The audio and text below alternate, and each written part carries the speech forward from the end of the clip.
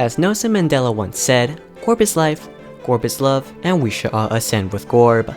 So charge up your dream now, and let's get Gorbing. Gorb! Now our beautiful king is actually called Gorb the Great Mind. This is due to his great mind and his greater comprehension of the world, as he is all-knowing. However, this knowledge came at a great sacrifice, as due to the immensely powerful knowledge Mr. Gorb has bestowed upon himself through a series of various glorious, adventurous, ambitious means that were sometimes torturous, tedious, laborious, such as training with Morbius, becoming religious, self-inflicting delirious, and ascending his consciousness. His mind has now become swollen without the information. In the Hall of Gods, Gorb is mentioned as the dream-born god of the beyond, which could imply that he was born from the dreams of others and why he's so perfect and glorious and dreamy and ooh so beautiful. Gorb is a slug, but that would be extremely undermining to all of his great achievements and help in ascending regular bugs. He has a black and reflective body with a white fan-shaped head. That aside, let's look at his posture.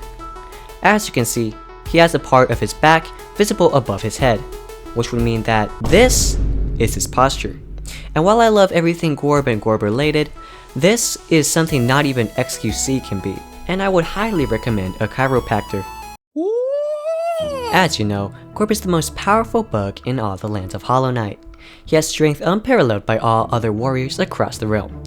He actually chose to die willingly in order to be preserved forever and help others ascend. And due to this act of grace and sacrifice that our King Gorb has committed upon himself, he was blessed with flying and teleportation. Another one of his own abilities is creating these spears using just his mind. And he can create as many of these as he needs without getting tired, like the goddamn Chad he is. Gorb is also one of the 2 dream warriors that did not die because of a wound and instead died naturally. The other dream warrior being Marmu, but he was protected by a queen in a protected and safe environment, while our glorious King Gorb wandered the wastelands and still sustained 0 injuries, showing his undefeatable strength and durability.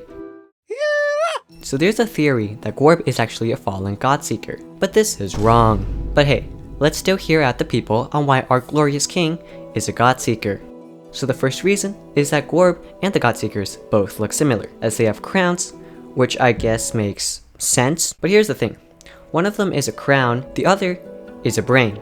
Characters can look similar in games, especially when one is designed by a third party and another by Team Cherry. The chance of having similar designs are also increased when the characters are all simple, like Hollow Knight's art style. Another reason why Gorb is a fallen Godseeker is how they both talk about ascending.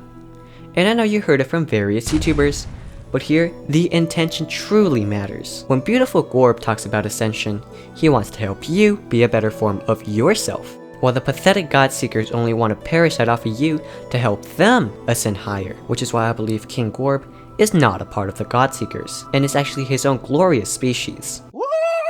This is the statue/gravestone of our beloved Gorb. Look at the intricate details, the mesmerizing craftsmanship of his face, and the sheer aura it gives off. But the real question is, who made it? We know it must not be Gorb because, he doesn't have arms. So who made this statue for him? Is it Menderbug? One of his followers that followed him till he died? Did Gorb pay someone in Hollow Knight to construct it for him?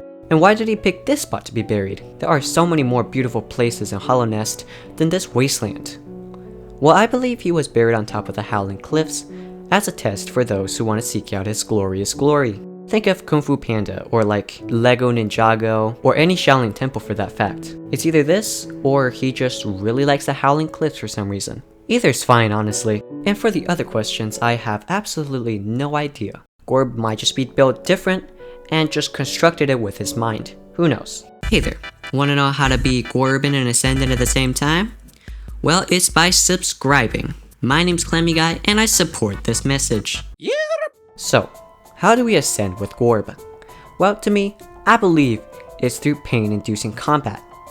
After we fight our king, he says, the pain, ascend, ascend. He's either saying ascend takes away the pain, or the pain makes you ascend, which means getting clapped by your mom can elevate you to a higher form of living, similar to how monks beat up their bodies to become stronger. So kids, what do we learn today from studying our glorious King Gorb?